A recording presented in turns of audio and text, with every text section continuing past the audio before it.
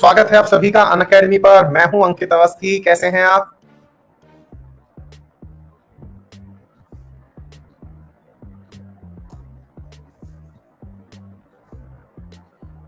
नमस्कार। क्या आप सभी सही हैं, स्वस्थ हैं?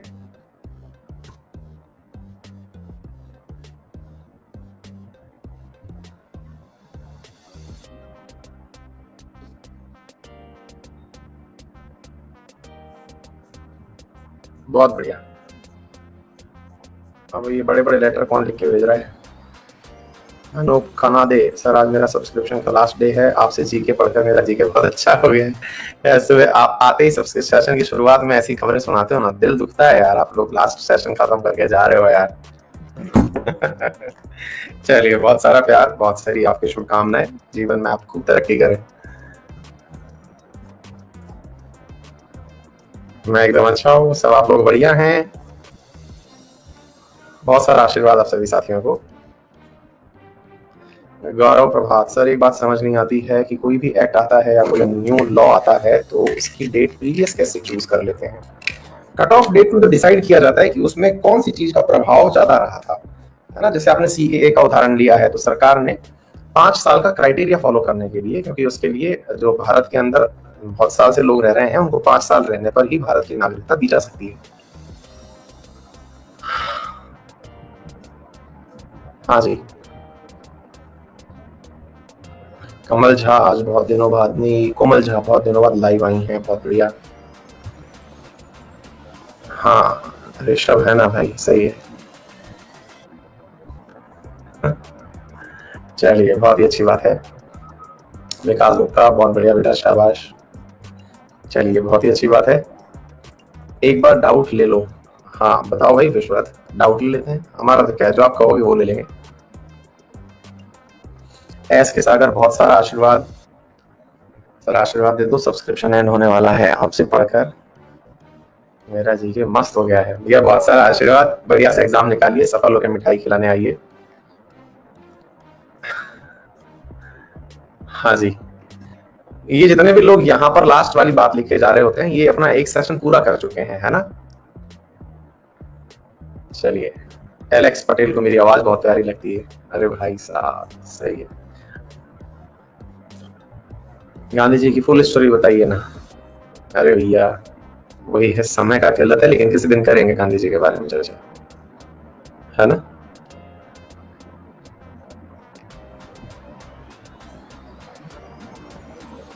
चलिए शुरू करें। किसी दिन ऐसा करूंगा ना कि मैं, मतलब वो जो मेरी तरफ से मैं क्लासेस लेता रहता हूँ, जिसमें जैसे अभी मोटिवेशनल स्टोरी ली थी महाराणा प्रताप की, ऐसे ही मतलब किसी दिन और एक सेशन कर लेंगे, तो ऐसे इन्हीं महापुरुषों से जुड़ी हुई गाथाएं जो है ना, उनको सुन लेंगे अपन, ठीक है। हाँ, एक दिन महात्मा गांधी से जुड़ी हुई जो है वो बातें चर्चा करेंगे, है ना। हाँ जी, बताइए। तो अगर आप चाहते हैं कहना कि भैया डाउट ले लीजिए, तो अपन डाउट ले लेते हैं। और आप चाहते हैं कि सर कंटिन्यू कर दो, तो कंटिन्यू कर लेते हैं। तो आपकी जो चाहत हो वो बता दो। Doubt versus class. और डाउट अगर लेना है तो मैं काम करता हूँ, एक काम करिए, क्वेश्चन बॉक्स में डाल दीजिए, रिपीटेटिव मत डालिए। अभी शुरुआती 10 मिनट में किसी के अगर डाउट है जो मैंने पढ़ाया है उससे, बस वही लूंगा। दाएं बाएं की बातें मत पूछना। जो आपने पॉलिटी पढ़ करके जो अपने अंदर क्यूरियोसिटी पैदा की है, वो वाले डाउट्स नहीं पूछने हैं। उसके लिए गूगल है, गूगल से पूछ लो। जो मैंने पढ़ाया है उसमें कोई डाउट हो तो आप मुझसे पूछ लो, है ना। तो जल्दी से एक काम करो, शुरुआती 10 मिनट में आप लोगों को दे रहा हूँ, फटाफट पूछो। क्वेश्चन टैब में अपने क्वेश्चन डालना शुरू कर दो, लेकिन रिपीटेटिव एक ही क्वेश्चन को बार बार मत डालना, ठीक है। नहीं बेटा, कोई बात नहीं, कुछ लोगों को लगता है, और क्वेश्चन के अंदर अगर रिपीटेटिव चीजें हुई तो फिर मैं नहीं लूंगा। हिमानी, इसके बारे में लास्ट में पता चल जाएगा। गांधी जी की फुल स्टोरी, फिर वही बात, मैं जो बोल रहा हूँ कोई सुन ही नहीं रहा है। सपना, अभी आएगा, सब पता चल जाएगा। गुरुजी, टाइम मैनेज कैसे कर सकते हैं, वही सवाल मेरा पढ़ाया हुआ नहीं है। जूम के लिए पहले बोले थे, पर अभी तक नहीं हुई। विकास, जल्दी करेंगे, लेकिन ये फिर पढ़ाई का डाउट नहीं है। मैं वही कह रहा हूँ ना, एग्जीक्यूटिव और लेजिस्लेटिव क्या होता है, प्लीज थोड़ा सा क्लियर कर दीजिए। एग्जीक्यूटिव जो आदेश का पालन करे, लेजिस्लेटिव जो आदेश दे, है ना। सरल रूप से समझिए कि लेजिस्लेटिव विधानसभा और विधायिका है, विधानसभा और संसद है, और एग्जीक्यूटिव जो लोग मंत्री हैं या फिर राष्ट्रपति हैं या फिर जो आईएएस अधिकारी हैं, ये एग्जीक्यूटिव है। Justiciable, non justiciable, Shweta, justiciable का मतलब है जिसको ना करने पर आप कोर्ट जा सके, जैसे कि मूल अधिकार। नॉन जस्टिसेबल जिसको ना पूरा होने पर भी आप कोर्ट ना जा सके, जैसे कि डीपीएसपी। प्रतीक कुमार, आर्टिकल 29-30 के अंदर बेटा एक में प्रबंधन है, एक में स्कूलिंग है। नोट्स कैसे बनाए करंट अफेयर। सूरज ये सवाल यार फिर वही गलत बात है। हाँ, काउस लेटर बैन होगा तो विशाल लिख रहे हैं काउस लेटर बैन होगा तो मुस्लिम कम्युनिटी तो विरोध करेगी ना सर। अरे भाई क्या गजब बात कर रहे हो, क्यों विरोध करेगी मुस्लिम कम्युनिटी के लिए काउस लेटर, क्यों मतलब वो है, मतलब उनके लिए क्या जरूरी क्यों है, मतलब गजब बात कर रहे हो यार कुछ भी। आर्टिकल 21 को अलग से क्यों लिखते हैं दिलीप, अलग से आर्टिकल है तो लिखते हैं बेटा, है ना। जैसे अपन लिखते हैं कि पार्ट्स के अंदर हम बात करते हैं, पार्ट 9A वगैरह हम बात करते हैं, पार्ट 4A बात करते हैं। एग्जैक्टली कोई भी नया आर्टिकल ऐड करना था तो आप में से कुछ सवाल ये भी पूछे जा सकते हैं कि सर एंड में ऐड क्यों नहीं कर दिया। लेकिन शिक्षा जो है वो जीवन के अधिकार के बराबर ही है, इतनी ही महत्वपूर्ण है, इसलिए जीवन के अधिकार के जस्ट बगल में इसको रखा हुआ है।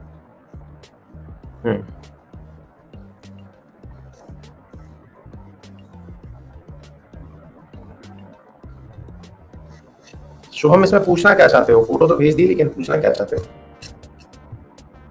हाँ भाई आगे करिए, किसको अलग से समझा दिया मैंने। 26-28 क्या होता है, 26 और 28 में क्या होता है। रविंद्र जो लिखा है वो होता है यार, पढ़ो पढ़ो पढ़ो ना थोड़ा सा।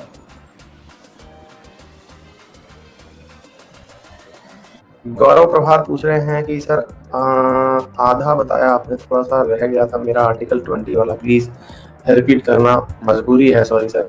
बेटा वो ऐसा नहीं है, उसमें मैं ऐसा कुछ भी नहीं कह रहा हूँ। आर्टिकल 20 के अंदर जो बातें थी जरूरी वो मैंने सारी आपको बता दी थी ना। No post facto, no double, मतलब नो एक्स जियो पार्टी, है ना। तो नो एक्स जियो पार्टी का मतलब हुआ कि नो डबल जियो पार्टी, यानी किसी को एक ही चीज के लिए दो बार वो नहीं दिया जा सकता। और दूसरा नो एक्स पोस्ट फैक्टो, यानी कि जो पहले हो चुका है उसके ऊपर कोई भी सजा नहीं दी जा सकती। दो बार सजा नहीं, और एक बार एक व्यक्ति को जो सजा दे दी गई है वो दोबारा नहीं दी जाएगी, पुरानी डेट से नहीं दी जाएगी। कॉन्स्टिट्यूशन में लिखा है, लेकिन स्टेटरी बॉडी क्या है। स्टेटरी बॉडी है श्रुति, जिसके कानून के द्वारा जिसको बनाया जाता है। जैसे कानून के द्वारा बनाया जाता है, जैसे कि सूचना का अधिकार अधिनियम है, उसे कानून के द्वारा बनाया जाता है, तो वो क्या है, मतलब स्टेटरी बॉडी है, ठीक है। अगर कोई महिला की पढ़ाई लिखाई माँ बाप ना बंद कर दी हो तो 15-16 साल में विवाह कर दे, तो इसके विरुद्ध कोई प्रावधान है क्या। ब्रिजेन मालविया, बिल्कुल है भैया, है ना। चाइल्ड मैरिज अब्यूज तो है ही, चाइल्ड मैरिज को रोकने के लिए बहुत सारे लीगल कानून है, फ्रेमवर्क है, बाल विवाह अपराध अधिनियम है। हाँ, मूल अधिकार के तहत इसको डिराइव किया जा सकता है, लेकिन हर चीज मूल अधिकार से आए ये जरूरी नहीं है, क्योंकि हर कोई बाल विवाह नहीं होता है ना।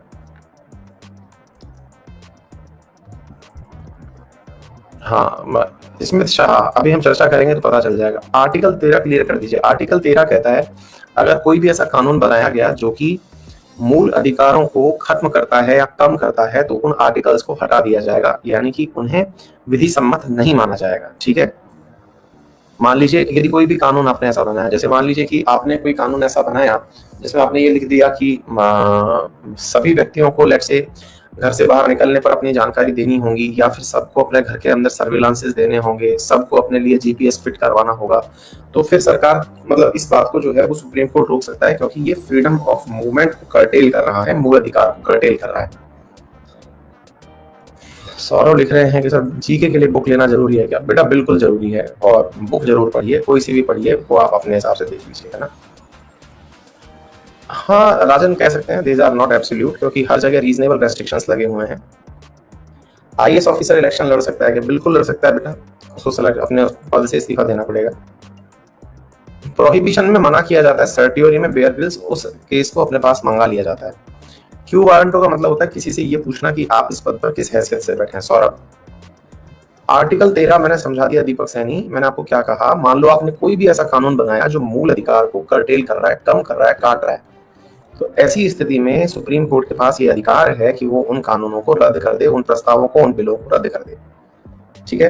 तो ये आर्टिकल 13 के अंदर आता है। दूसरा आर्टिकल 13 में ये भी आता है कि अगर दो कानून ऐसे हैं जिनको कि पुराने समय से लागू किया गया है तो नया कानून प्रिवेल करेगा, नंबर 2। नंबर तीसरा पार्ट उसके अंदर आर्टिकल 13 में ये है कि अगर मान लीजिएगा कि कोई आर्टिकल मतलब कोई कानून आपने बनाया जिसका कोई एक हिस्सा ऐसा है जो कि कानून सम्मत नहीं है, यानी मूल अधिकारों के खिलाफ है, पूरा कानून ऐसा नहीं है, तो ऐसी स्थिति में जो हिस्सा उसका यूजलेस है उसे हटा दिया जाएगा।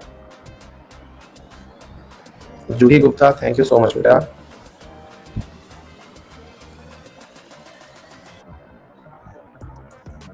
अच्छा, आप यहाँ तक पहुँच गई, काफ़ी ज़्यादा खोज-भाल करके आई हो।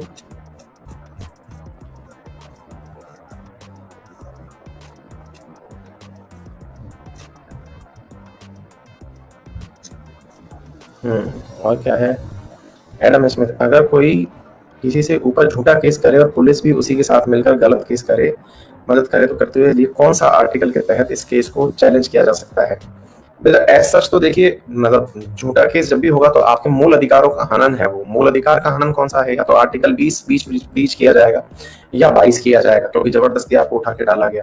दोनों ही ब्रीच हो गए तो फिर हैबियस कॉर्पस होता है। लेकिन अल्टीमेटली सच के लिए आपको बाद में भी आकर के अपने मूल अधिकार को, जीवन की रक्षा के अधिकार के तहत लड़ना पड़ेगा, जैसे नंबी नारायण ने लड़ा और बहुत बड़ी राशि उन्होंने सरकार से वसूली। नंबी नारायण रॉकेटरी वाले, है ना, इसरो वाले। आज एक्चुअली क्या है, मेरी तबीयत बिल्कुल भी सही नहीं है, मुझसे बैठा नहीं जा रहा है, पता नहीं क्या हो रहा है, पर हालत पेट में बहुत ज्यादा खराब हो रही है। बहुत देर बैठा रहता हूँ तो पेट में ऐंठन सी आ जाती है ना, तो वो पूरा की पूरा पेट ऐसा जम चुका है, बैठा नहीं जा रहा है। एक्सरसाइज कर चुका हूँ 1 घंटे लगातार। हाँ, चीजें, हालत खराब हो रही है। मिठाई कैसे पहुंचाएं, आप एड्रेस तो बताते नहीं है। एड्रेस 30 मई तक बता दूंगा। अभी आप लोगों के लिए एक एड्रेस वाली जगह बना रहा हूँ जहाँ चीजें भेज सके मिठाई भेज सके, है ना। डसॉल्ट एविएशन बेटा कंपनी का नाम है ना। महाभियोगी प्रयोग केवल प्रेसिडेंट के लिए होता है, पर एनटीपीसी में आया कि प्रेसिडेंट, सुप्रीम कोर्ट और यूपी प्रेसिडेंट के लिए हटा होता है। सही बताइए कौन सा है? केवल प्रेसिडेंट। निखिल, है ना। अब जो एनटीपीसी में सवाल बनाने वाले हैं वो भी क्या है, वो तो आप बात अलग है, लेकिन मुद्दा ये है कि मैंने आपको किताब में से, संविधान में से पढ़ के सुनाया था। है क्या उल्लंघनीय है क्या? All constitution makers are good because they their education from British. Gandhian है क्या? नहीं, अनगांधीयन नहीं है, मैंने कहाँ कहा दीपांशु ऐसा, बिल्कुल नहीं कहा। उसका 17.5 है, जब कुछ कोर्ट में आगे जाए तब उसका आग 18 तक किया जाएगा। तो क्राइम के समय की एज काउंट की जाती है पल्लव। कोई क्राइम व्राइम करने का सोच रहे हो क्या?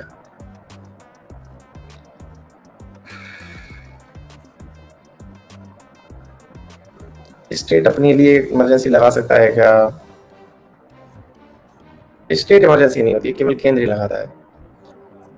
ठीक है, विश्वरंजन, अगर चाइना वेपन बना दिया कोरोना जैसे और सारी दुनिया को खत्म करेगा तो सारे कंट्री क्यों उस पर अटैक नहीं कर देते? बता दीजिए। विश्वरथ, तुम भावनात्मक रूप से सवाल पूछ रहे हो, हालांकि सवाल कोई औचित्य नहीं है।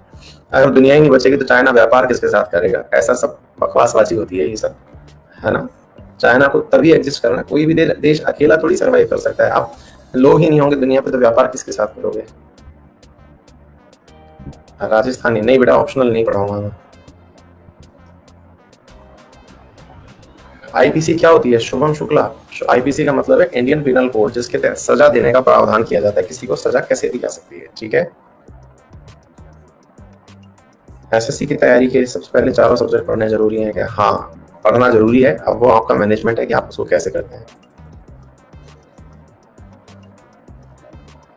गौरव प्रभात, बहुत बहुत धन्यवाद भैया। चलिए, हो गया भाई, मैंने अधिकांशों के डाउट ले लिए हैं, ठीक है। अधिकांश आप तो क्वेश्चन रिपीट ही कर रहे हैं, है ना। और एक बार थम्स अप कर दीजिए कि शायद, मतलब कोशिश तो की है मैंने लेने की, फिर किसी दिन और ऐसे ही आपके डाउट ले लिए जाएंगे, है ना। ठीक है। आर्टिकल 13 और 32 में क्या अंतर है? बेटा 13 जो है वो कहता है कि मूल अधिकार के विरुद्ध जो भी होगा उससे रद्द कर दिया जाएगा, और 32 कहता है कि, मतलब आपको अगर ऐसा लगता है कि आपकी कहीं सुनवाई नहीं होती तो आप सीधे सुप्रीम कोर्ट में चले जाइए, है ना। ठीक है।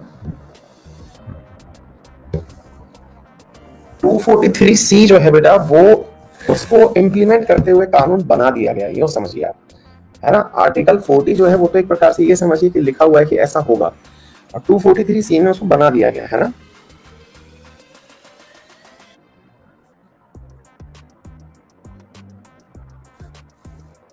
सरकारी ऑफिसर का बेटा का कोटा फैसिलिटी लेकर एक डाउट है। बेटा कितना भी हो, लेकिन ऐसा भारत में कोई प्रावधान नहीं है कि सरकारी ऑफिसर का बेटा जो है वो रिजर्वेशन का लाभ नहीं ले सकता। खूब ले सकता है, चाहे वो आईएएस का बेटा हो, चाहे राष्ट्रपति का बेटा हो, ठीक है, प्रोवाइडेड वो SC/ST कैटेगरी में आता हो। ओबीसी में उसे क्रीमी लेयर के तहत बाहर किया जा सकता है। हाँ प्रिया, सब प्रयोग कर चुका हूँ पर कुछ और ही गड़बड़ है मेरे। एक्चुअली क्या है कि once upon a time food infection हो गया था, उसके बाद डाइजेशन सिस्टम जो है वो काफ़ी ज़्यादा सरेंडर करके रहता है, मतलब पता नहीं कुछ गड़बड़ रहती है। चलिए खैर कोई नहीं, पढ़ाएंगे तो सही हो जाएंगे एकदम। आइए पढ़ते हैं, है ना।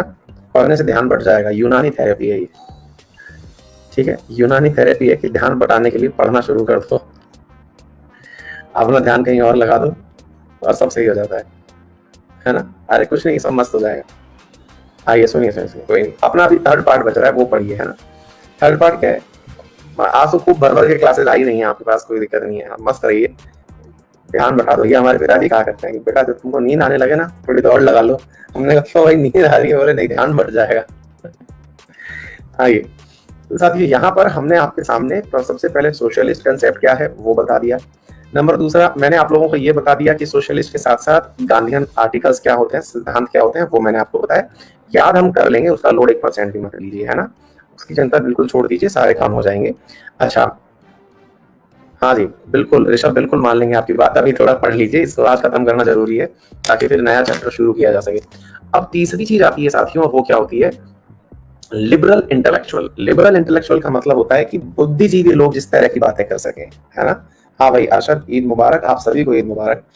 हाँ जी, ध्यान से सुनिए, लिबरल इंटेलेक्चुअल इसका मतलब क्या है कि ऐसी चीजें जिसको पढ़े लिखे लोगों के ऊपर बात की जा सके, जो कि सामान्य के बातों में समझ में ना आती हो। जैसे कि अगर मैं आपसे ये कहूं कि देश में यूनिफॉर्म सिविल कोड होना चाहिए, तो यूनिफॉर्म सिविल कोड होना चाहिए ये लाइन जैसे मैं बोलूंगा तो बहुत सारे लोग नहीं समझ पाएंगे।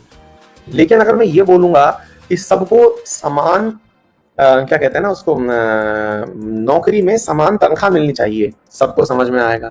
मातृत्व तो अवकाश मिलना चाहिए, सबको समझ में आएगा।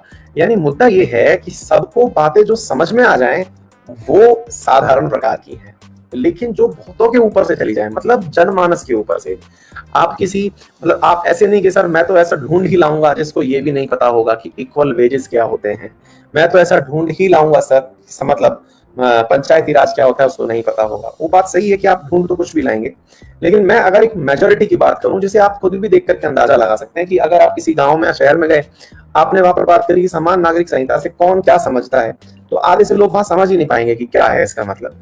वो वही रटी रटाई भाषा बोलेंगे कि जो उनको व्हाट्सएप यूनिवर्सिटी ने सिखाई है ना। मतलब हिंदू मुस्लिम करने लग जाएंगे, जबकि वास्तविकता में केवल हिंदू मुस्लिम नहीं है, ये सबके लिए है। केवल दो धर्म नहीं है इसमें, जितने भी धर्म भारत में एग्जिस्ट करते हैं सब है, ठीक है।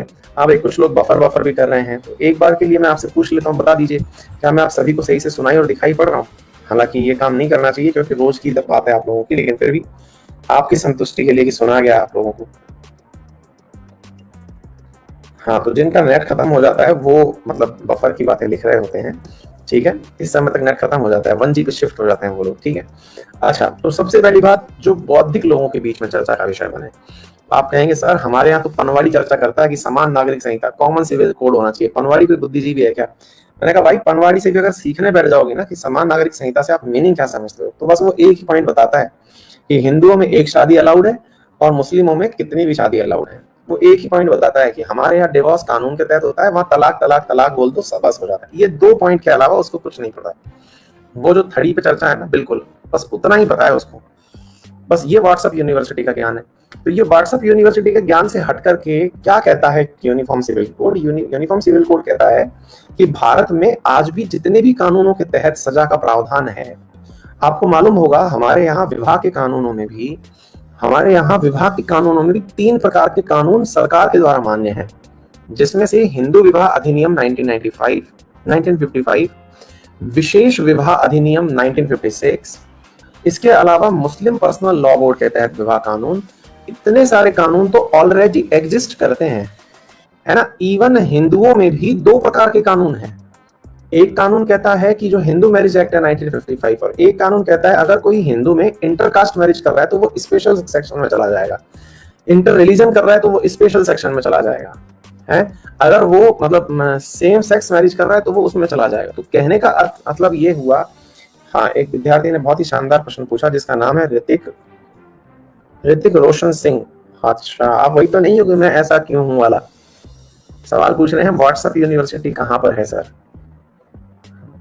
नहीं नहीं, वो गाना पर सूट बैठता है ऋतिक रोशन, मैं ऐसा क्यों हूँ, बिल्कुल सही है आपके ऊपर, है ना। तो व्हाट्सएप यूनिवर्सिटी कहाँ है? मस्त रहो बेटा, है कहीं आप ही के बीच में है, आपको नहीं दिख रही। ठीक है, तो मुद्दा समझ में आ रहा है मैं कहना क्या चाह रहा हूँ कि यूनिफॉर्म सिविल कोड केवल कानूनों के अंदर समानता लाने की बात करता है। कि बोले जब आप बात करते हैं कि इंडियन पिनल कोड, आज भी साथियों मैं आपको बताऊं कि भारत में बहुत सारे धर्म ऐसे हैं जिनकी धार्मिक मान्यताओं के अनुसार विवाह होते हैं। केवल विवाह की बात नहीं, विवाह होना, तलाक होना, संपत्ति का निस्तारण होना, है ना, और क्या बोलते हैं, क्या एक प्रकार से ये समझिए कि जीवन का जब अंत होता है तो दफन होना, डेथ सर्टिफिकेट बनते समय काजी की उपस्थिति होगी, कि मौलवी की उपस्थिति होगी, कि पंडित की उपस्थिति होगी, ये सब बातें, है ना। तो ये सब बातें जो है मेरे प्यारे साथियों, ये कॉमन सिविल कोड के अंदर आती है। तो कॉमन सिविल कोड से मतलब ये नहीं है कि केवल हिंदू मैरिज, सबको साथ में रखते हुए, ठीक है। ये केवल बुद्धिजीवियों के विकास की बात थी, बुद्धिजीवियों को ही पहले ऐसी बातें पता हुआ करती थी, इसको आपने लिबरल कैरेक्टर में रखा। दूसरा, provide early childhood care and education for all children until they complete the age of 6 year. अब ये ऐसी चीज है ना कि आर्टिकल 45 को सुन करके आप पूछेंगे कि सर इसमें कौन सी बुद्धिजीवी वाली बात हुई है? सभी जानते हैं कि बच्चे जो हैं वो पल जाते हैं। मैंने कहा दिक्कत यही तो है कि सभी ये जानते हैं, कि सभी लोग ये जानते हैं कि बच्चे पल जाते हैं, लेकिन किसी को शायद ये नहीं पता होता कि बच्चे जो पल जाते हैं नामक शब्द से पलना शुरू होते हैं, असल में वो माल न्यूट्रिशन का शिकार हो जाते हैं। मतलब हमारे देश में कहानियां इस प्रकार चलती हैं कि बच्चे तो भगवान का रूप है, पैदा हो जाएंगे तो सरवाइव भी कर जाएंगे, मतलब पैदा हो गए तो सरवाइव भी कर जाएंगे। ये हमारे लिए एक मतलब भगवान का प्रसाद है, आशीर्वाद है। हम घंटे बजा बजा करके इतनी बड़ी आबादी कर लिए, कल सवाल पढ़ाऊंगा मैं आपको कि हम चाइना से आगे निकलने वाले हैं। मतलब क्या है? मतलब ये है साथियों कि हमको आवश्यकता है कि चाइल्डहुड केयर किया जाए, बचपन संवारा जाए, और एजुकेशन फॉर ऑल सुनिश्चित की जाए ताकि माल न्यूट्रिशन जैसी चीज से बचा जा सके। ये कैसे हो सकता है? तो इसी के लिए भारत के अंदर पोषण अभियान चलता है, मातृत्व विकास अभियान चलता है। ये जितनी भी योजनाएं चलती हैं वो इसी के कारण चलती हैं।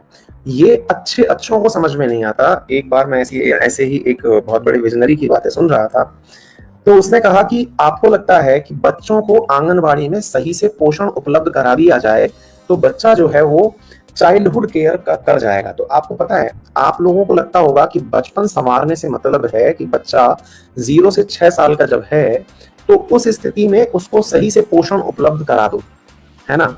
और उसको पोषण उपलब्ध करा देना जो है वो चाइल्डहुड केयर में कंसीडर किया जाएगा। लेकिन क्या आपको मालूम है, गर्भस्थ माँ का पालन करना, गर्भस्थ माँ के पोषण को सुनिश्चित करना भी चाइल्डहुड केयर में आता है।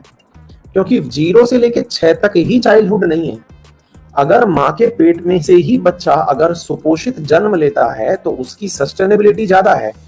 अगर लैक्टेटिंग मदर का अगर बच्चा मिल्क यूज करता है तो उसके अंदर जो स्ट्रेंथ है, इम्यूनिटी है, वो बहुत ज्यादा है। तो ऐसी स्थिति में सरकारों ने मातृत्व पोषण अभियान शुरू किया। अब तक ऐसा लगता था कि बच्चों को खिलाओ, माँ को मत खिलाओ, माँ का तो क्या है।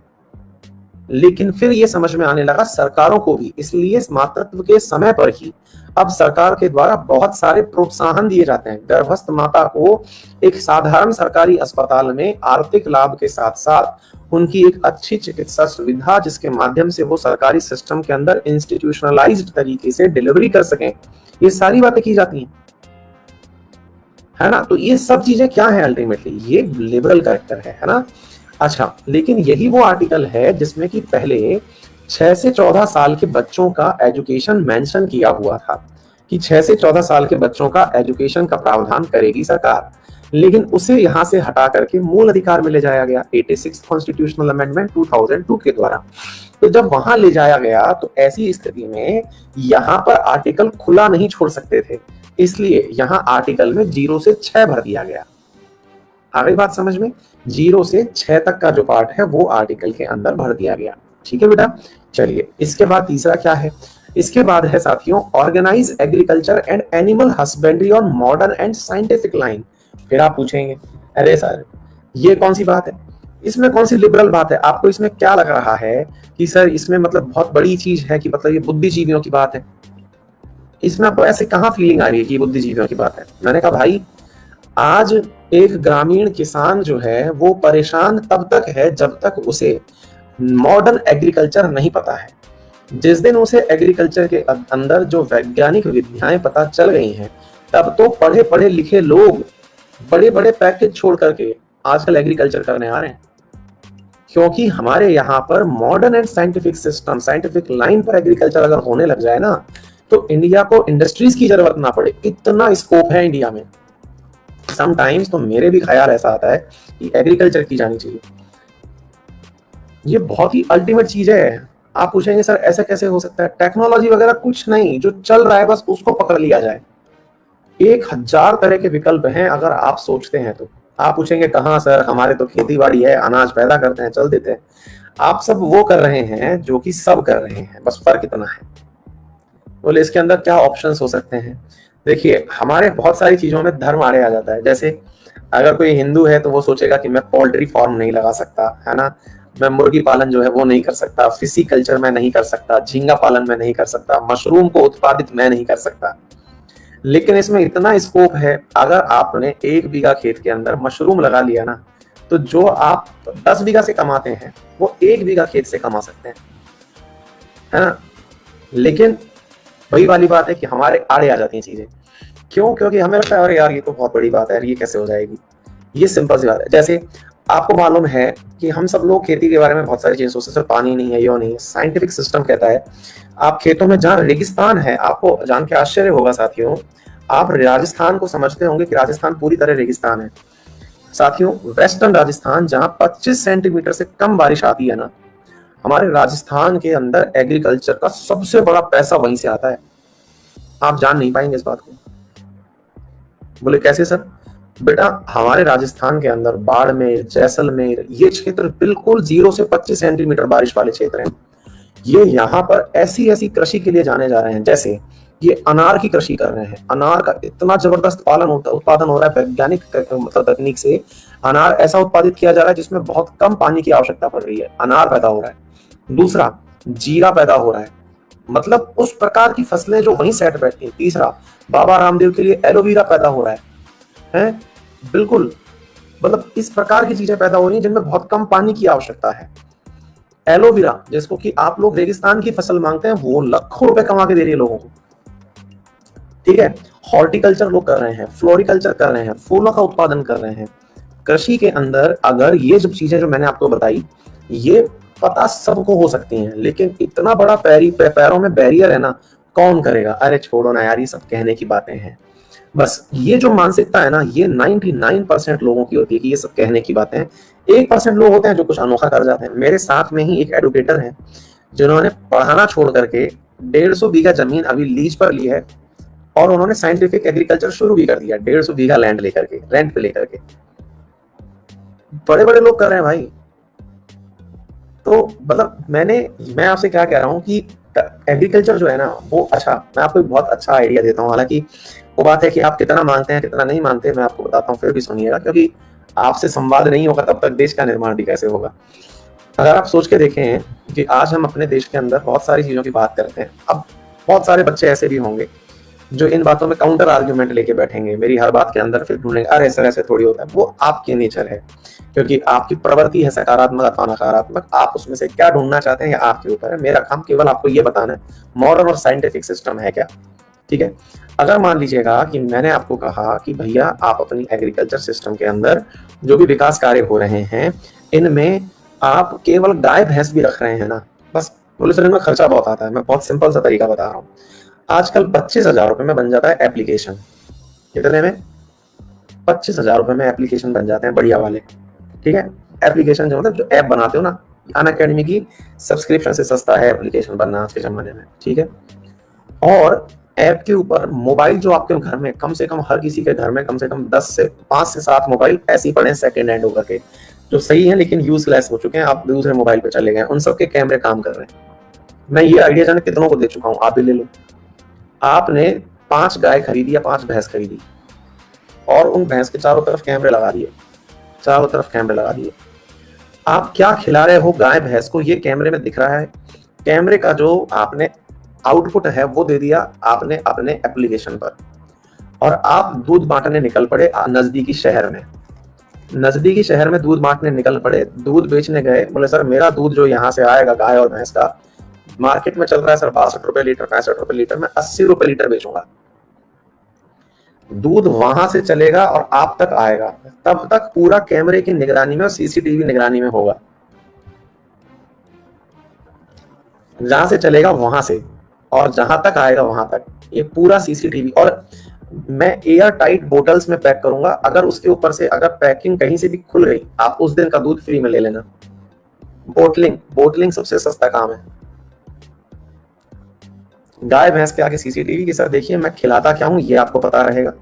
भाई मैं शहर में तो गाय भैंस पाल नहीं सकता, मेरे गांव में गाय भैंस है, ठीक है। मैं बोट मतलब गाय भैंस के चारा क्या खिला रहा हूँ, उनको दाना कैसा दे रहा हूँ, सब आपकी आंखों के सामने, जितने भी कैमरे लगे हुए हैं उनमें आप देख लीजिए, जहां देखना देखते रहिए। अब आप मुझे ये बताइए, इस आइडिया को सुन के ही, आप इस आइडिया को सुनते ही आपके दिल में गूज बम्स आने लग गए कि यार ऐसा हो सकता है। बिल्कुल, क्योंकि पैसे वाले लोग जो है ना, वो प्योरिटी के लिए पागल है। जिनके पास पैसा है ना, मतलब पूरा शरीर खर्च करके पहले पैसा कमाया, और कमाए हुए पैसे से फिर शरीर पाया।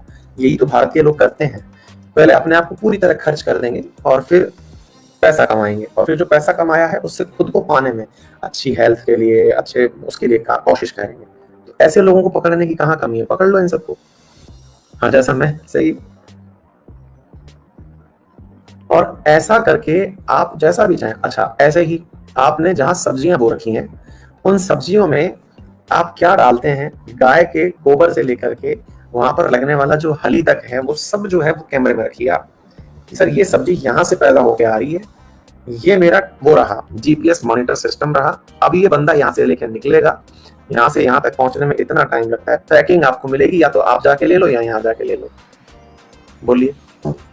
तो ये सब वो चीजें हैं जो आपको सिखाती हैं कि ये साइंटिफिक सिस्टम है, इसको आम आदमी नहीं करना चाहेगा। आम आदमी के लिए क्या है, यार यार कौन करेगा। आप लोग, यही तो साइंटिफिक टेम्परामेंट है, इसीलिए तो ये लिबरल इंटेलेक्चुअल प्रिंसिपल है। ये लिबरल इंटेलेक्चुअल सिस्टम है क्यों, क्योंकि इसको हर आदमी नहीं कर सकता ना, हर आदमी नहीं कर सकता। पनवाड़ी की दुकान पे चर्चा करोगे, अच्छा और किसानों को देखते हो यार, वो तो बड़ी बड़ी, आप देखिए पंजाब का जो किसान है आज, वो बड़ी बड़ी गाड़ियां लेके घूम रहा है, किसान होकर के घूम रहा है। क्यों? क्योंकि उसने उस साइंटिफिक सिस्टम को पकड़ा है। आप भी समझ लीजिए, आपके क्षेत्र में भी और तमाम चीजें हैं जी। आप सिंपल कृषि कर रहे हैं, सब्जी बो रहे हैं, ड्रिप इरिगेशन सिस्टम अपनाइए, वो सिर्फ पैसा खर्च होगा। अरे भाई सरकार लोन दे रही है, आप पकड़िए ना इस चीज को, सोलर सिस्टम पर लोन दे रही है, ड्रिप इरिगेशन पर लोन दे रही है। आपके पास 1000 चीजें करने के लिए, करिए। वो सिर्फ कहना आसान है, तो भैया इतना ही आसान होता तो फिर हर आदमी कर लेता ना, थोड़ी मेहनत आप भी करिए। मतलब समझ में आ गई? तो कहने का अर्थ ये है कि आप इस चीज को समझें, तो ऑब्वियस ही बात है कि ये सब चीजें जो हैं आपको समझ में आ जाएंगे कि ये कितनी लिबरल है। आ गई बात समझ में? मैं ऐसे ही, मतलब आप भी सोचते होंगे ना कि मैं वीडियोस में क्या वीडियोस देखता हूँ। मैं वीडियो देख रहा था एक दिन, एक आदमी का, उसका वीडियो आ रखा था कि वो यूएस से पढ़ के आया और उसने मछली पालन शुरू किया, और बकायदा उसने खेत में मछली उगा रखी है। आप पूछेंगे खेत में मछली उगती है क्या? बिल्कुल, उसने छोटे छोटे पॉन्ड बना रखे हैं, मछलियों का बीज लाता है, मछलियां उगती हैं वहां पे, मतलब वो लार्वा लेके आता है टेडपॉल, और उनको बड़ा करता है, उसको मछली उगाने कहते हैं। हालांकि मछली पालन है वो, ठीक है, एक्वा फार्मिंग। और बढ़िया वो बताता है कि मैं ऑन एन एवरेज 1 बीघा खेत से 4.5 लाख रुपए साल के कमाता हूँ। दिमाग खराब हो जाएगा कि 4.5 लाख रुपए थे साल भर की 10 बीघा 15 बीघा जगह की खेती का कमाई नहीं है। अलग है, तो इन चीजों में विचार करिए, ये बहुत अलग। भारत जो है ना वो कन्वेंशनल सिस्टम पर चल रहा है, लेकिन जिस दिन आपके जेब में रोकड़ा होगा उस दिन सिस्टम सब बदल जाते हैं, लोग आपके रास्ते पर चलने लगते हैं। एनीवे, तो उम्मीद है कि आप लोगों ने ये बात समझ ली होगी। अच्छा, अब environmental, to protect and improve the environment and safeguard forest and wild life.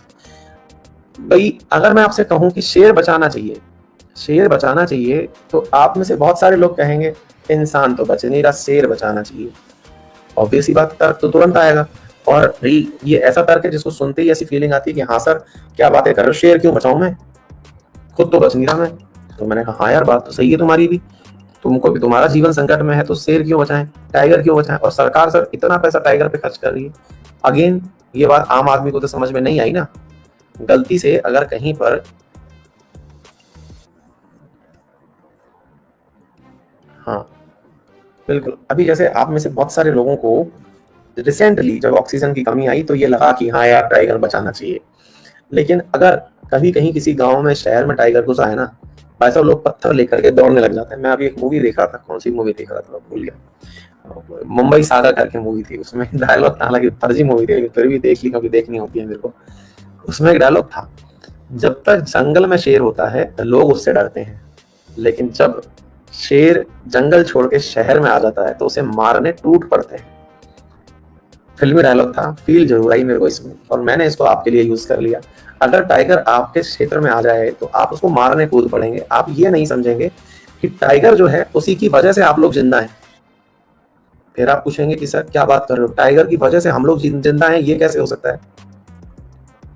मैंने कहा भाई टाइगर है तो पर्यावरण है। Tiger is the key stone species, जिसके ऊपर करोड़ों रुपए भी खर्च किए जाए तो कम है, और करती है सरकार टाइगर बचाने के ऊपर। बोले सर ये कैसे? बोले भैया ये ऐसे, क्योंकि अगर आप नोटिस करें तो जितने भी पेड़ पौधे हैं इन सबकी संख्या को नियंत्रित करके बैठा हुआ टाइगर। बोले गजब बात कर रहे हो, वो तो पेड़ खाता ही नहीं है। मैंने कहा यही तो बात है कि आपको समझ में इसलिए नहीं आएगा क्योंकि आप लिबरल नहीं हो, आप बौद्धिक नहीं हो, बुद्धि नहीं है ना। बुद्धि होगी तो समझ में आएगा। बोले आप समझा दो, आप में है ना बुद्धि, आप समझा दो। चलो मान रहे हो तो बता देते हैं। बात यह है साथियों कि जितने भी पेड़ पौधे उग रहे हैं, इन पेड़ पौधों को खाने के लिए छोटे छोटे जीव घूम रहे हैं। हिरण घूम रहा है, गाय, बकरी, ये सब घूम रहे हैं, है ना। इन सबको खाने के लिए कोई एक और बैठा हुआ है। अगर वो मर जाए, अच्छा चलो और छोटे लेवल पर लेके चलते हैं। छोटे छोटे लेवल पर अगर आप देखें तो खरगोश है, छोटी बिल्लियां हैं, चुईयाएं हैं, ये भी कुछ ना कुछ खाने लग रही हैं। मतलब एक प्रॉपर चेन है, जिसको एक खा रहा है, दूसरा उसको खा रहा है, तीसरा उसको खा रहा है। टाइगर वो प्रजाति है जिसको कोई नहीं खाता है। टाइगर मरता है तो सड़ता ही है, क्योंकि उसको सबका पाप लगता है कि तूने सबको खाया। एग्जैक्टली वैसे ही जैसे कि जब आप बात करते हैं गिद्ध की, तो मैंने आपको बहुत बार आपको बताया भी है, वल्चर्स। वल्चर्स की मौत इस समय सबसे बड़ा विषय क्यों बना हुआ है? क्योंकि वल्चर्स जो हैं ये जब से मरे हैं तब से मतलब जानवर सड़ रहे हैं। आप देखिए ना, पहले गिद्ध जो थी वो बहुत उड़ा करती थी और हम उसे बुरा मानते थे कि यार गिद्ध उड़ रही है, कैसा हो रहा है, ये हो रहा है। लेकिन इंसान ने गाय भैंस को डाइक्लोफेनेक नामक इंजेक्शन दिया दर्द से निपटने के लिए। वो डाइक्लोफेनेक गिद्ध के शरीर में पहुंचा, पूरी गिद्ध समाप्त हो गई। गिद्ध थ्रेटन्ड स्पीशीज में पहुंच गई। गिद्ध जो है वो डाइक्लोफेनेक खा करके थ्रेटन्ड हो गई। क्यों थ्रेटन्ड हो गई? वो गिद्ध का काम क्या था? अरे भैया वो स्कैवेंजर्स थे। वो बची हुई जो मरी हुई लाशें होती थी गाय भैंस की, उनको खा करके खत्म कर देते थे। वो आप तक कचरा ही नहीं पहुंचते थे, खराब हवा नहीं पहुंचने देते थे, जिसकी वजह से पानी में कोई गंदगी आए, हवा में कोई गंदगी आए। देख लीजिए। तो कहने का अर्थ क्या है कि जितने भी पर्यावरण के अंदर सेफगार्ड्स की स्कीम चलाई जा रही है ना, पर्यावरण को संरक्षित रखने की। आज मैं अगर आपको पर्यावरण संरक्षण पर कुछ बोलने लग जाऊं, भाषण बोलने लग जाऊं, तो आप कहेंगे ये शिट है यार, ये क्या पढ़ाने लग गया, पर्यावरण पर्यावरण। कोई भी डेवलपमेंट प्रोजेक्ट हो, अगर याद हो 3 दिन पहले मैंने आपको पढ़ाया था, ग्रेटर निकोबार में केंद्र सरकार के द्वारा वो चलाया जा रहा है, 75,000 करोड़ रुपए डेवलप करके सिंगापुर जैसा बनाने का प्रयास किया जा रहा है। याद है मैंने पढ़ाया था? मैंने पढ़ाया तो मैंने उसमें कहा कि इसको एनवायरमेंटल क्लियरेंसेस मिल गए हैं। लोगों में खुशी थी, वाओ एनवायरमेंट क्लियरेंस, अरे मरेगा तो मर जाएगी मछली। क्यों? क्योंकि हमें लगा था बड़ी बड़ी बिल्डिंग्स दिखेंगी, बहुत सब कुछ हमें अच्छा अच्छा दिखेगा, नया इन्वेस्टमेंट आएगा, पैसा दिखेगा, सब कुछ होगा। लेकिन जिस कॉस्ट पर आप उसे कर रहे हो ना, वो इम्पैक्ट तुरंत नहीं दिखता है। बस फर्क इतना है, लॉन्ग रन में ऐसा दिखता है कि हर आदमी यही चिंता कर रहा होता है, काश भगवान इस बार बचा ले, अगली बार नहीं करूंगा। आज ऑक्सीजन के लिए जो मारामारी है ना, अगर समय सही होता तो डॉक्टर्स ये ना कहते कि आप ऑक्सीजन कंसंट्रेटर लेके बैठे। ऑक्सीजन कंसंट्रेटर कोई मास्क थोड़ी है। ऑक्सीजन कंसंट्रेटर तो इस एटमॉस्फेयर के अंदर जो हवा है उसमें से जो 19% ऑक्सीजन है उसे सेपरेट करके आपको दे रहा है। अगर ज्यादा अच्छा होता तो डॉक्टर्स आपसे कहते खुली हवा में सांस लो, कोरोना दूर भाग जाएगा। लेकिन खुली हवा हमने छोड़ी कहाँ। हमने खुली हवा में इतना प्रदूषण मिला दिया, इतना प्रदूषण मिला दिया कि उसको ढंग से ले लिया जाए तो आदमी मर जाए। अगली बात समझ में, इसलिए कंसंट्रेटर का आविष्कार हुआ। कंसंट्रेटर ने ये थोड़ी कि ऑक्सीजन बना दिए, कंसंट्रेटर ने तो जो ऑक्सीजन है उस ऑक्सीजन को एनवायरनमेंट में से निकाल के आपको दे दिया है। ऑक्सीजन बनाने की फैक्ट्री तो अलग हटाइए आप, ऑक्सीजन प्लांट्स की तो बात ही छोड़ दीजिए। कंसंट्रेटर एक मशीन है जो आजकल सबसे ज्यादा चर्चा में चल रही है। हर आदमी उसी को दान करने की बात कर रहा है, हमने इतने कंसंट्रेटर दान कर दिए हैं। क्या वो है जो कि 100% आप अगर एयर देखते हैं, मैं सांस जब ले रहा हूं तो इसमें से 75% के आसपास नाइट्रोजन भी अंदर जा रही है। कंसंट्रेटर नाइट्रोजन को हटा दे रहा है, केवल इसमें से 20% ऑक्सीजन को इकट्ठा करके एकत्रित करके 100% ऑक्सीजन में कन्वर्ट कर दे रहा है। बस ये है बात। ऑक्सीजन प्लांट तो अब आ रहे हैं जो ऑक्सीजन बनाएंगे, सिलेंडर्स में भरेंगे। आ गई बात समझ में? तो ये चीजें हैं। तो वैज्ञानिक चीजें समझने के लिए दिमाग चाहिए होता है, और दिमाग जो है वो बौद्धिक स्तर पर ही समझ में आता है। तो सरकार के द्वारा जो एनवायरमेंट प्रोटेक्शन एक्ट 1986 बनाया, वाइल्ड लाइफ एक्ट जो बनाया 1972 बनाया, वो सब इसी के लिए तो बनाया। आई बात समझ में? और कुछ भी समझ में आ रहा हो तो थम्स अप जरूर करते रहना, थोड़ी मोटिवेशन मिलता रहे मुझे भी। आ गई बात समझ में? है इंटरेस्टिंग बात है, मतलब आपको लिबरल भी बातें लिबरल तरीके से समझ में आ रही होंगी कि हर बात में तो दम है यार, ये चीज सही कह रहे हैं सर, है ना। Article 49, protect monument places object of artistic history interest. अब कई लोग जाते हैं वहां लिख करके आते हैं, Mukesh loves Sangeeta, Mukesh loves Shyama, Shyama loves Pinki, Pinki loves पतालाना सिंह, ढिमकना सिंह।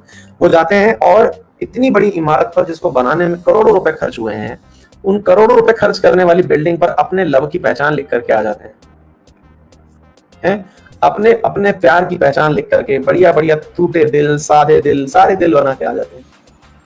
तो भैया ये जो क्रिएचर हैं, जो ये काम तीर मार के आते हैं, अपना नाम लिख करके आते हैं, इनको अगर मैं समझाने लगूं कि यार गुरु इन सब चीजों को मत लिखो, ये कोई देखने नहीं आ रहा है, शौचालय पे लिखा नाम और दीवार पे लिखा नाम, इन्हें सब लोग बस देख के हंसते हैं, इनको कोई नहीं पूछता। कई लोग शौचालय में लिख के आ जाते हैं, मेरा इंतकाम देखेगी, पता नहीं किस चीज को इंतकाम कहते हैं, है ना। तो जिससे खुन्नस होती है उसका शौचालय में नंबर लिखाते हैं, गजब ही, मतलब इतना फ्रस्ट्रेशन भाई साहब। तो मुद्दा ये कि उन क्रिएचर्स को अगर मैं समझाने लग जाऊं कि यार ये तो तुम कर रहे हो ना, ये आने वाली पीढ़ियों के लिए ठीक नहीं है, वो कहेगा पहले हमको तो पीढ़ी में कंसीडर कर बाबा। हमने कहा हाँ, क्योंकि तो लिबरल है ही नहीं, लिबरल है ही नहीं, तेरे अंदर दिमाग है ही नहीं, कहां से समझ लेगा भाई। एक बात बताओ, अगर मैं किसी को ये प्रवचन दे दूं, है ना, अगर मैं किसी को ये प्रवचन दे दूं कि यार भैया ये दीवार पे मत लिखो, अब वो अड़ गया, क्यों नहीं लिखो, है क्यों नहीं लिखो बताओ। हाँ यार ये बात तो सही है। अब मैं तेरे को अगर समझाने बताऊं, हाँ पढ़े लिखों को समझा सकता हूँ, जो मेरी क्लास में 2-4 हैं, समझने का वो प्रयास करेंगे तो आ जाएंगे। क्या है सर? सर देखिए, अगर मैं आपको कहता हूँ कि मेरे पुरातन काल में मेरे जो बुजुर्ग थे या पूरे पूर्वज थे, उन्होंने क्या उपलब्धियां हासिल की, अगर उन उपलब्धियों को मैं याद कर लेता हूं ना, तो मुझे लगता है कि मैं बड़ा तुच्छ प्राणी हूं। हिंदुस्तान का आत्मसम्मान, ग्लोरी तब तक खोई हुई थी जब तक सिंधु घाटी सभ्यता खोजी नहीं गई थी। किसी को पता हो तो बता दो, सिंधु घाटी सभ्यता का पहला अवशेष कब खोजा गया था?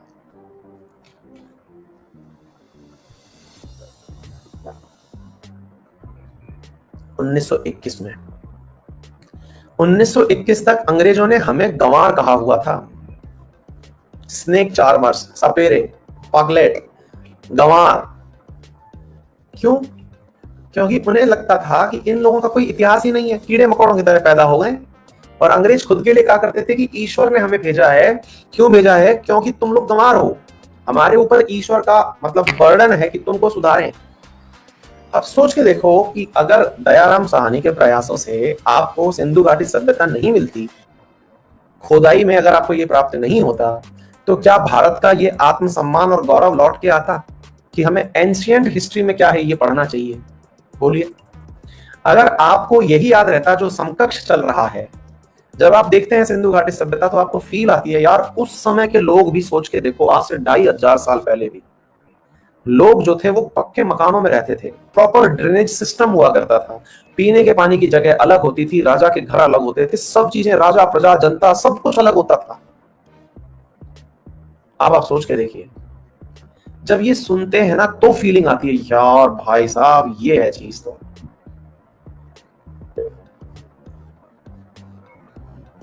रेड ब्रिक्स उस समय मिली थी, ग्रिड सिस्टम उस समय मिला था, जब सुनते हैं तो दिमाग में एकदम झन्नाटा आ जाता है कि यार ऐसा भी हुआ करता था। बताओ, आता है फीलिंग?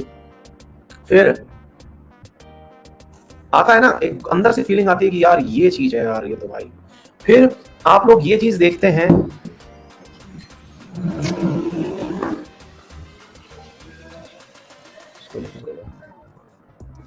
हाँ जी। तो अभी क्या, अच्छा दूसरा क्या है? अब दूसरा ये है साथियों कि आप देखिए, हम लोगों को जितना पता था, क्योंकि हमें मुगल कालीन इतिहास पता था, है ना, हमको मुगल कालीन इतिहास पता था, और हम लोगों को अंग्रेजों का इतिहास पता था, क्योंकि मुगलों के तुरंत बाद अंग्रेज आ गए थे, तो हमें उनके द्वारा किए गए सब कुछ पता थे। हमें अंग्रेजों के द्वारा बनाए गए मुगलों के द्वारा बनाए गए मॉन्यूमेंट्स, लाल किले, ये क्या कहते हैं, लाल किला, ताजमहल, कुतुब मीनार, ये सब पता थे। लेकिन हमें ये नहीं पता था कि कभी नालंदा यूनिवर्सिटी भी हुआ करती थी, है। हमें ये नहीं पता था कि ग्रेट अशोका कोई राजा हुआ करता था। हमें मौर्यंस का इतिहास ही नहीं पता था। हमें ये नहीं पता था कि हम कहां तक थे। तो अब सोच कर देखिए, हाँ, महाराज विक्रमशिला यूनिवर्सिटी, ये सब चीजें जब आई तो ये कैसे आई? उन बुद्धिजीवियों की वजह से जिन्हें लोग पागल समझते थे। जमीन खोदता रहता है बस। क्यों? क्योंकि हमें एजुकेशन तो देने नहीं दी। हमें एजुकेशन तो देने नहीं दी। तो एजुकेशन नहीं देने दी तो उस स्थिति में हम लोगों के दिमाग में क्या आ गया कि यार हम तो बस पैदा हो गए, हम तो बस पैदा हो गए। और जब हम पैदा हो गए तो इसका मतलब ये है कि भाई जो कह रहा है सामने वाला वही सही है। तो मेरे प्यारे साथियों, यही बात आपको समझनी है। क्या आपको मेरी बात समझ में आ रही है? बात सिंपल इतनी सी है साथियों कि जितने भी मॉन्यूमेंट्स वगैरह थे उनके बारे में बताना, ये लिबरल कैरेक्टर है। अब मैं अगर जो वो श्याम संग संगीता लिख रहा है या फिर पूजा संग महेश लिख रहा है, उसको मैं क्या समझाऊं? उसको मैं कैसे समझाऊं कि ऐसा होगा? वो दो बातें मुझको और सुनाएगा, कहेगा निकल ले यहां से। आई बात समझ में? आज हम में से बहुत सारे लोग ऐसे हैं जो डांस की फॉर्म्स को देख करके कहते हैं कि सर हम क्लासिकल डांस की बात क्यों करते हैं? अरे यार, इतना पुराना इतिहास है तुम्हारा। आज तुम हिप हॉप सुन रहे हो, आज तुम कौन कौन सी चीज सुन रहे हो जिसमें कुछ नहीं पता है। कोई केवल अश्लीलता परोस रहा है, कोई केवल अज्ञानता परोस रहा है। तुम देख नहीं रहे हो कि तुम्हारा जो नृत्य है उसके अंदर एक एक भंगिमा का, एक एक कदम का एक मीनिंग है जिसके ऊपर शास्त्र लिखे हुए हैं। प्राउड मोमेंट है भाई, है प्राउड मोमेंट। आज हम लोग, कोई ब्रेक डांस कर रहा है, कोई कौन सा रोबोटिक्स का डांस कर रहा है, कोई कुछ कर रहा है, पता ही नहीं है। बस एक नई चीज चल रही है, मतलब देख के लग रहा है कि ये यूथ पागल हो गया है। क्यों? क्योंकि इनके ऊपर वेस्टर्नाइजेशन थोपा गया है, कहा गया है कि यही अच्छा है। आप नाट्य शास्त्र उठाइए साहब, संगीत में, नृत्य में बीए होता है, मास्टर्स होता है और यूनिवर्सिटीज देती हैं। एक एक एंगल के ऊपर जो आप देखते हैं ना, कथक, कुचिपुड़ी, ये करने वाले जो लोग होते हैं, इनके आंखों की इनका एग्जाम कैसे होता है? इनका एग्जाम होता है बकायदा भाई। इनके आंखों की भंगिमा ने, यानी आंखों का एक जेस्चर, वो क्या कहा, उस जेस्चर का भी मीनिंग है, उसके मार्क्स होते हैं। आप लोग सुनते हैं ना, ये शास्त्रीय वादन, इसको यार पद्मश्री क्यों दे दिया, इसको पद्म विभूषण क्यों दे दिया? क्योंकि जब वो परफॉर्म कर रहा है तो उसके परफॉर्मेंस में जो वो एंगल ले रहा है ना, उस एंगल से वो जो चुप रह के स्टोरी कहना चाहता है वो कह दी उसने। क्या आप मेरी बात समझ पा रहे हैं? उसके उस एक्सप्रेशन में। ये आपको समझ नहीं आएगा। ये है अपना एंशिएंट इंडिया। तो भैया ये जो चीज है ना, ये लिबरल कैरेक्टर है, और लिबरल कैरेक्टर को समझने के लिए आपको ये सब चीजें बहुत महत्वपूर्ण रूप से पता होनी चाहिए। आई बात समझ में? नेक्स्ट देखिए, अनुच्छेद 50, separation of judiciary from executive. आप पूछेंगे सेपरेशन की क्या जरूरत है सर? ये वकील लोग तो वैसे बिके होते हैं, जजेस वैसे बिके होते हैं। आज भी देख लो, आज भी जजेस को कौन छोड़ता है कुछ डायलॉग मारने से पहले? जजेस के ऊपर तुरंत डायलॉग मार, अरे सर सुप्रीम कोर्ट तो वही सब डिसीजन देती है जो केंद्र सरकार कहती है। ये लीजिए, मतलब हमारी जो सुप्रीम कोर्ट है वो कितने भी लैंडमार्क डिसीजन दे ले, दुनिया के लोग हमारी सुप्रीम कोर्ट के डिसीजंस को सुनने आए कि यार इन्होंने, आज बहुत सारे लोगों ने, हालांकि ये थोड़ा वैसा विवादित मसला हो जाएगा जिसके ऊपर कईयों के सेंटिमेंट्स प्रभावित हो जाएंगे, पार्टीबाजी हो जाएगी। अयोध्या मंदिर का फैसला आया, मंदिर का फैसला आया तो फैसले को इस बात से जोड़कर देखा गया कि ये इस पार्टी की वजह से फैसला आया। कोई ये नहीं देख रहा था कि इस मुद्दे के ऊपर 28 साल से, 28-20 साल से तो लगभग सीधा सीधा केस चला है। एक एक पहलू के ऊपर लाखों पेज की तो डॉक्यूमेंट्री बनी है। हर चीज का और हर पक्षकार का पक्ष सुना गया है। जब से देश आजाद हुआ है तब से लेकर के केसबाजी जो चली आ रही है, उस केसबाजी के ऊपर सुप्रीम कोर्ट ने कितने साल ले लिए निर्णय सुनाने में, क्योंकि एक एक दिन एक एक लाइन लिखी गई। क्योंकि देश के अंदर जो सामाजिक ताना बाना है उसका महत्व सुप्रीम कोर्ट भी समझता था। लेकिन कहने वालों ने, जो सुप्रीम कोर्ट की इतनी 50-60 साल की मेहनत थी, इसके ऊपर 1 मिनट में किसी एक पार्टी से उसे जोड़ करके खत्म कर दिया। इसका शासन था ना, इसलिए यह डिसीजन आया। लाखों पेज लिखे। आपको क्या लगता है भाई, ये छोटे अपला झपला जैसे जो गुंडे होते हैं, इन पर 10-10 हजार पेज का डॉक्यूमेंट तैयार हो जाता है, 10-10 हजार पेज का। आ रही है बात समझ में? हमें लगता है कि नहीं नहीं, किसी पार्टी, क्योंकि हम में से क्या है कि हमारे अंदर वो लिबरल करेक्टर ही नहीं है ना, जो उसके पीछे की लगी हुई 50 साल की मेहनत को समझे। हमारे लिए बहुत आसान है, क्योंकि जनता 99% को भीड़ में बदलना बहुत आसान है, क्योंकि वो कन्विंस हो सकती है। लेकिन 1% लोग हैं जो इस देश में लिबरल है, और वही वास्तविकता में देश चला भी रहे हैं। बौद्धिक लोग जिन्हें आप कहते हैं, वही लोग चला भी रहे हैं। आप लोगों को लगता कि यदि ये डिसीजन गलत था सुप्रीम कोर्ट का, तो देश में जो लोग पक्षकार थे ना, जो पक्ष रख रहे थे अपना सुप्रीम कोर्ट में, कौन नहीं था उसमें? कौन से समुदाय का, कौन से व्यक्ति का, कौन सी पार्टी का? मतलब देश की सर्वोच्च पार्टी के नेता तो यहाँ वकील थे, सबसे पुरानी पार्टी के नेता तो यहाँ वकील थे। देश के अंदर सबकी पैरवी करने वाला जो मतलब संगठन है, वो यहाँ पर अपना वकील लेके खड़ा था, संघ बन के खड़ा था। जब ये सब चीजें हो रही थी, तब ये पार्टी के वकील ने तो ये तक बोला था कि अभी ये डिसीजन ना दें, क्योंकि उसे पता चल गया था कि ये हार रहा है। हाँ, आप लिख सकते हैं, मैं नहीं बोल सकता ये सब पॉलिटिकल बातें। उसने ये कहा अभी ये डिसीजन ना दें, क्योंकि इसकी वजह से चुनाव प्रभावित हो जाएंगे। मतलब आपको डिबेट के दौरान ही पता चल रहा था कि आप हार रहे हो। तो फिर इसको किसी पार्टी के सिर पर डाल दिया जाता है। अरे भाई, पार्टी के सिर पर नहीं है, चीजें जो हैं वो सुप्रीम कोर्ट की कितने दिन की मेहनत है। माना कि सुप्रीम कोर्ट में 1000 चीजें गलत होंगी, लेकिन आप ऐसे नहीं कर सकते ना, जुडिशियरी को सीधा आपने एग्जीक्यूटिव के नीचे डाल दिया कि ये तो वही कहते रहते हैं जो वहां से चला रहा है। ऐसे कैसे हो सकता है यार? ऐसे नहीं हो सकता ना। कुछ लोग यहाँ पे जाते जाते मुझे भी कोई ना कोई भक्ति या फिर विरोधी डायलॉग दे जाएंगे, उससे मुझे भी फर्क नहीं पड़ेगा। लेकिन मुद्दा क्या है कि जो चीज है वो आपको समझनी चाहिए, क्योंकि जुडिशियरी एग्जीक्यूटिव से सेपरेट है, और जुडिशियरी ने अपना स्वतंत्र अस्तित्व बनाने का खूब मेहनत की है। हर चीज पे जुडिशियरी मेहनत करती है। हाँ, कुछ बार चीजें ऐसी होंगी कि ये दोनों एक दूसरे को ओवरशैडो करेंगे, लेकिन फिर से कोई ना कोई तो अच्छा आदमी आएगा, क्योंकि ये तो प्रोसेस का पार्ट है, लोकतंत्र में चलती ही है चीजें। तो जुडिशियरी और एग्जीक्यूटिव को सेपरेट होना चाहिए। दैट मींस न्यायपालिका ना तो इसके दबाव में आएगी और ना ये जुडिशियरी के दबाव में आएगा। दोनों को अपना अपना काम करना है। ठीक है, चलिए आखिर क्या है 51वां नंबर। अब जैसे आजकल व्हाट्सएप यूनिवर्सिटी में एक जबरदस्त चीज चल रही है, और वो क्या चल रही है? एक जबरदस्त चीज चल रही है कि देश पागल है क्या, जो इतने देशों को वैक्सीन भेज रहा है। हमारे अपने लोग मर रहे हैं, हमारे अपने लोग मर रहे हैं और वैक्सीन भेजी जा रही है। भाई, मैं उनको ये लाइन बोलने लग जाऊं कि ये हमारा देश आज से नहीं। हम लोग जब कहते हैं ना, सुदामा जो थे, सुदामा अपने पास में फटे कपड़े पहन करके जब भगवान कृष्ण से मिलने गए थे, तो मुट्ठी भर चावल लेके गए थे। यानी हमारे यहाँ तो सुदामा की भी इतनी हैसियत रहती है कि वो राजा को दान कर दे। हमारे यहाँ सुदामा की भी इतनी हैसियत रहती है कि वो राजा को दान कर दे। हम उस देश से बड़े हुए बने देश हैं। हमको कोई कैसे मतलब किसी एक पार्टी के नाम पर, किसी एक मजहब के नाम पर बड़ा कर सकता है? हम वो देश हैं। और ऐसा ही है, हमने अमेरिका के संकट के समय उसको दवाइयां दी, और जो सीन चल रहे थे उसमें हमने आर्टिकल 51 को फॉलो किया, क्योंकि हम लोग इंटरनेशनल लॉज, ट्रीटी, ऑब्लिगेशंस, इनका हम रेस्पेक्ट करते हैं। क्योंकि हमारे यहाँ लिखा हुआ है, कि foster respect for international law, treaty and obligation. बोले मतलब क्या होता है सर? हमें तो पता ही नहीं है। बोले मतलब क्या होता है? आपके मोदी जी यात्रा पर गए बांग्लादेश, वहां वादा कराए कि आपको हम 1 करोड़ डोजेस भेजेंगे। ये आपका वादा था, because you have your obligations. आप वादा कराए, अब वादा कराए तो निभाना भी है। यही है इंटरनेशनल रिलेशंस के अंदर obligation. You have to follow that much. लेकिन हमें समझ में नहीं आएगा।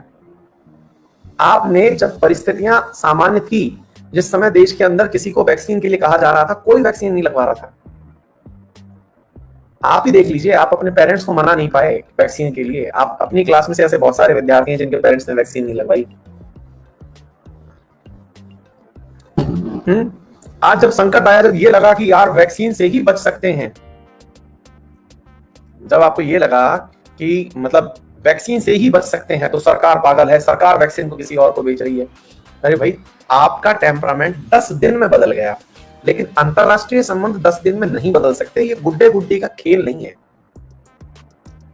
है ना? मतलब आप लोगों को लगता है, देखिए, मतलब वो वाली बात है कि जब इलेक्शन होने शुरू हुए ना मार्च के अंदर, तब से हुए ये अप्रैल एंड तक इलेक्शन चले, मार्च से अप्रैल के बीच में। तो उस समय वास्तविकता में हम सब ने जितना उधम मचाया है, हम सब ने मचाया भाई।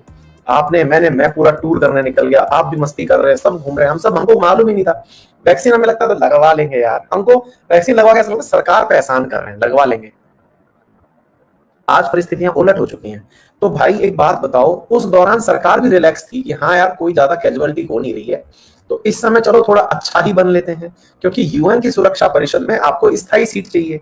स्थायी सीट चाहिए तो ऐसे लोग भी तो चाहिए जो ये कह सकें कि ये संकट के समय हमारे साथ खड़ा था। तो जो चीज आपके पास है वो दो, हम निकल पड़े देने। अब हम देने निकले पड़े हैं, हम हर देश को वादे कर रहे हैं कि चिंता मत करो, हम ढूंढ ढूंढ के देश निकाल के ला रहे हैं, आप चिंता मत करो, हम दे आ रहे हैं, हम देने आ रहे हैं। हमने वादे कर दिए, हमारी अभी डिलीवरी चली रही थी, अचानक लाशें बिछना शुरू हो गई, अचानक लाशें बिछना शुरू हो गई, और भाई साहब समझ में नहीं आ रहा कि ये हो क्या रहा है। एकदम पैनिक सिचुएशन। नो डाउट कि वो पैनिक सिचुएशन ऐसी थी जिस समय हमें सबसे पहले अपने हितों की रखवाली करनी चाहिए थी। बट अगेन मैं फिर यही कहूंगा आपसे कि ये आड़े आ जाती हैं चीजें। जिस प्रकार सरकार आपकी हालत बिगड़ी हुई हालत में भी, कोई भी सरकार, जब मनमोहन सिंह सरकार थी कितनी भी गरीबी आई, मनरेगा की वो नहीं रोकी कि भाई उसको वो मिलेगा, किसान, उसको मजदूर को उसका धन मिलेगा। सरकारों का काम है साथियों कि वो आपकी सुविधाएं बंद करके दूसरी सुविधाएं नहीं देती, जो चल रही है वो चलती रहेंगी। आज हम सरकार के ब्लेम वाले मोड पर बैठे रहते हैं एनी टाइम। मैं खुद बहुत बड़ा क्रिटिक हूं, आपने मुझे मल्टीपल टाइम सुना है, मैं बहुत ज्यादा क्रिटिसिज्म करता हूं, लेकिन जब मैं ये आर्टिकल पढ़ाता हूं क्रिटिसिज्म बंद कर देता हूं, क्योंकि मैं फिर एक टीचर के रूप में पढ़ाता हूं। मैं खूब क्रिटिसिज्म करता हूं, मैंने मतलब जितना सरकार के खिलाफ शायद बोला है, मैं बहुत, बच्चे तो जानते ही हैं, इसमें कोई बताने की बात नहीं है। लेकिन मुद्दे को पकड़िए आप। मुद्दा यह है कि कोई भी सरकार अपने लोगों को मरता हुआ नहीं छोड़ सकती, और सरकार के खजाने में आपने ऐसा कोई धन रखकर नहीं दिया, वो सारा धन आपके टैक्स से जाता है। आप जरा सोच के देखिए, बिजनेसेस बंद हैं, आपके यहाँ सारे काम रुके पड़े हैं, यात्राएं नहीं हो रही, व्यापार नहीं हो रहा, आपकी ईएमआई नहीं जा रही, कुछ नहीं हो रहा, तो सरकार के पास वो धन कहां से आएगा जिससे वो वैक्सीन पैदा करवा सके? आई बात समझ में? ये कुछ बातें हैं। तो फिलहाल के लिए इस बात को समझिए कि अनुच्छेद 51 हमें सिखाता है कि हमें किस प्रकार से इंटरनेशनल डिस्प्यूट्स को तो आपसी समझौते से खत्म करना चाहिए, और ऑब्लिगेशंस जो ट्रीटी हैं उन्हें कैसे खत्म करना चाहिए। ठीक है, तो ये चीजें हैं। तो उम्मीद है आज आपको लिबरल कैरेक्टर समझ में आ गया होगा, लिबरल कैरेक्टर होता क्या है। तो भैया बात ऐसी है कि आप अब मुझे किस धड़े में रखते हैं मुझे नहीं पता, लेकिन हाँ, मुझे ये पढ़ाना था कि लिबरल क्या होता है। ये बातें समझने के लिए अगेन कुछ एक परसेंटेज लोग ही हैं जो इन बातों का महत्व समझ पाएंगे, जो कुछ एक परसेंटेज लोग हैं जो इस बात को समझ पाएंगे। इसीलिए ये लिबरल आर्टिकल्स कहलाते हैं, क्योंकि ये बौद्धिक रूप से ही लोगों को समझ में आते हैं। आई बात समझ में?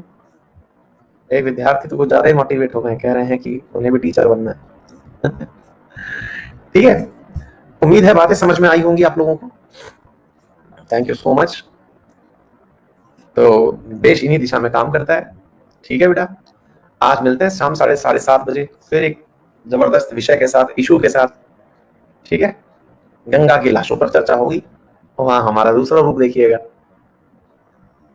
है ना। चलिए, thank you so much, see you in the next.